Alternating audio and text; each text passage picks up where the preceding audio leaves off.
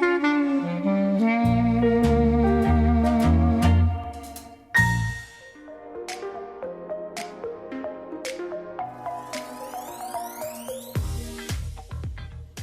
have Jerry here with what we hoped his crystal ball with Pacific Financial Planners. How are you? Great, Lisa. Thanks for having me. I appreciate it. Now I know we know you don't have a crystal ball, but you've been investing for a really long time. So, what better person to have right here to help us understand this crazy market? Now, one thing I wanted to just touch on is something we were talking about beforehand: is how you got started in finance.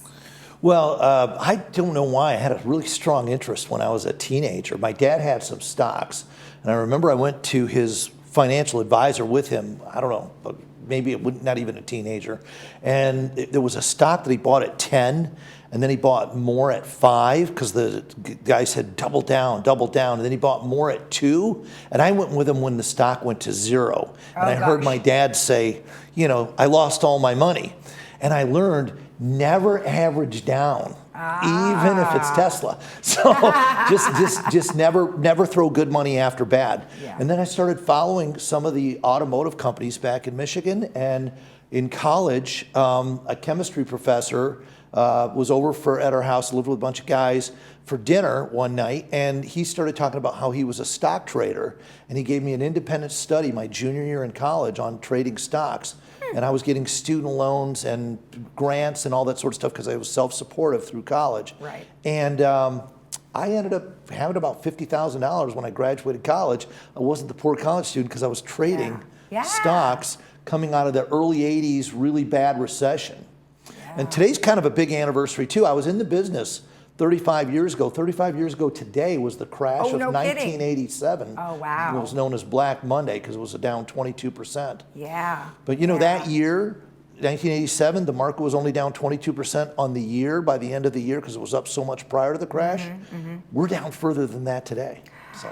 I was going to say, it seems kind of similar what you're saying, and of course lots of people have questions about why is it so bad, and a lot of people say it's the administration, or they say it's the gas, or it's high price of the inflation. I mean, what actually contributes to this kind of volatility? Well, you're right, Lisa. All those things contribute to that. I mean, obviously, the war in Ukraine, the gas prices, the economy. We've been printing money for over a decade, since 2008. They called it quantitative easing. So anytime there was an issue, the Federal Reserve Bank just kind of created money out of thin air and had everybody's back. But now the debt's so high, 31 trillion, there's a reckoning. And that reckoning is really seen in the bond market. It's the worst bond market ever in history.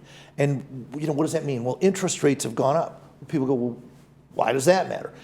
Another term for interest rates, Lisa, is the cost of money, what you pay to borrow. Now, hopefully most of the seniors, are retired with no debt, but the world doesn't run on that. The world runs on debt. Businesses, individuals, when you buy a home, buy a car, if it's a business expanding, they borrow the money at one rate and hope to create productivity to pay that back and still make a profit. Well, I've got a chart up, I think, that shows that interest rates a year ago were 1.3% on the 10-year Treasury. Now they're over 4%. So you say, oh gosh, okay, so they're up, almost 3%.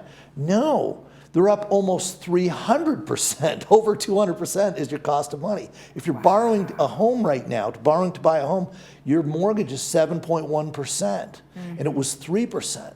So putting that in dollars, if you needed to borrow, let's say $1 million, it was $1 million home, what used to cost $30,000 a year to borrow, just in borrowing costs, is now $71,000 a year in borrowing costs. Wow.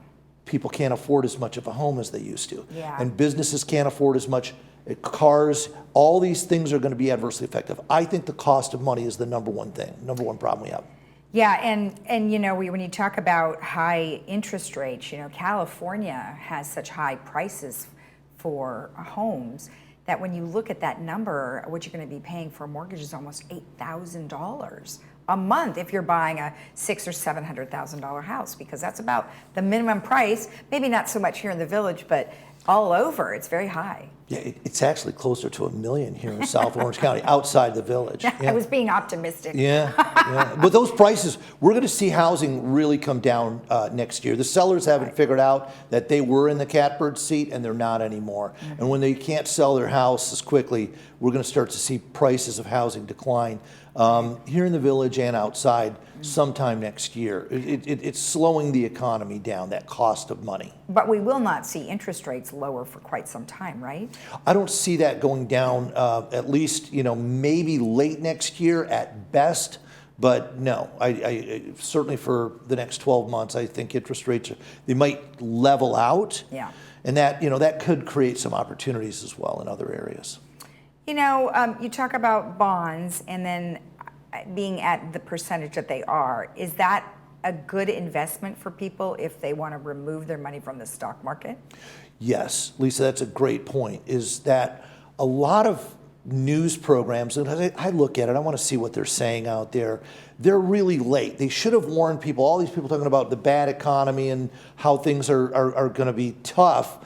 Where were the news media in February telling us this, or March? Now they're telling us how bad they are and how bad the stock market's going to be. Well, it's already been bad, but there are alternatives. There are safe alternatives available today, and they exist in the bond market or in insured investments. I always say banks, bonds, and insurance companies are your safe investments.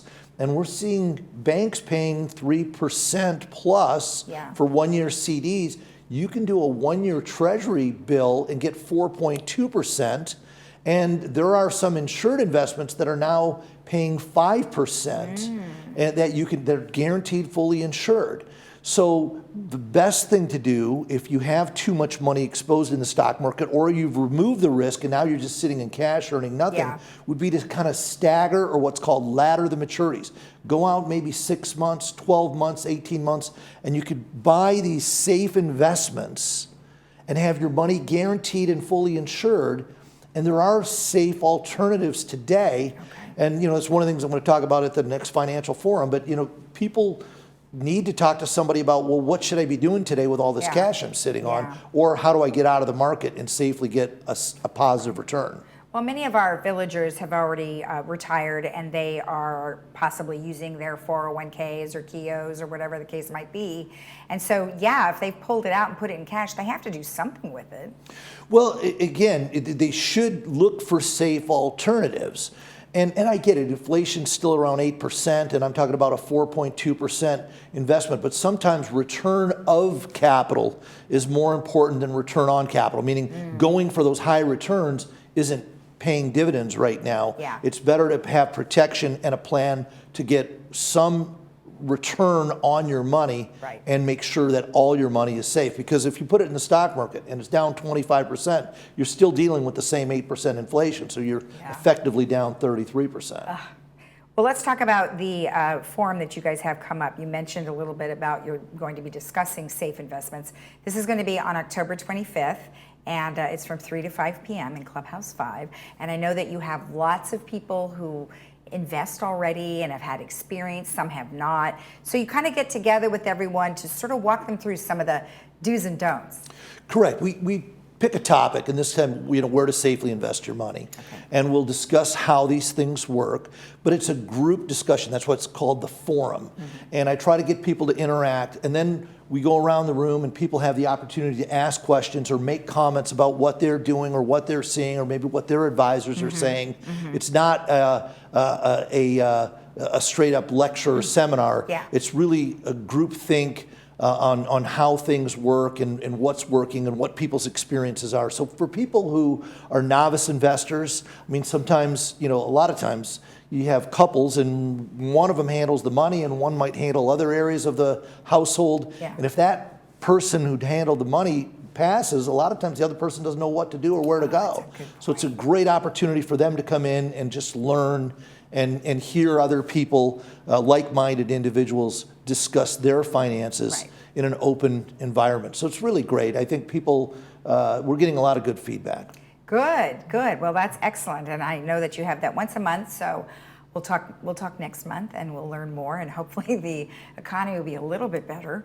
You know, we might get that Santa Claus rally is what they call it. November, December are generally better months. Yeah. Let's hope that that happens, and maybe it'll give some people a chance to, you know, to really readjust their portfolio to something safer and more sound for their retirement strategy. You only get one chance at retirement. Better do it right. Well, that's right. You better do it right. All right. Well, thank you for the information. Thanks, Lisa.